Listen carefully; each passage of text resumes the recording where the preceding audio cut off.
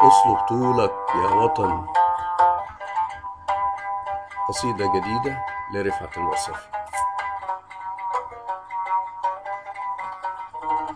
أصل بطولك يا وطن، حوط على حلمك من تاني، حطه في حضنك زي زمان، وتعكز على طيبة ناسك وتحمل.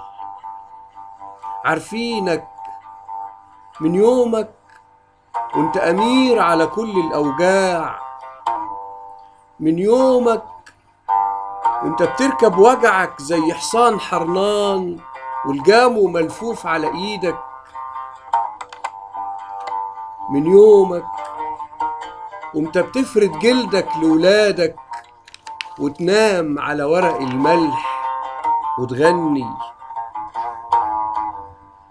من يومك يا وطن وانت بتحضن فجرك وتبوح وترشرش حلمك في عيون الصبح،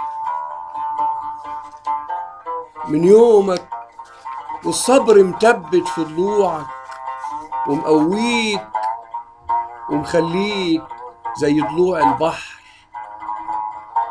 دايما تتحمل. أصل بطولك يا وطن، حوط على حلمك من تاني، حطه في حضنك زي زمان، وتعكز على طيبة ناسك وتحمل. عارفينك عمرك ما توجعت بصوت، ولا عمرك تهت في يوم وتهزيت، ولا عمرك خفت في يوم من ريحة الموت،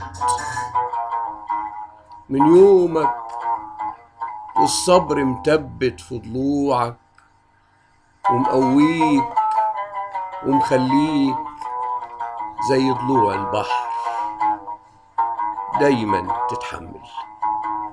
مع خالص تحياتي، رفعت المرصفي، عضو اتحاد كتاب مصر.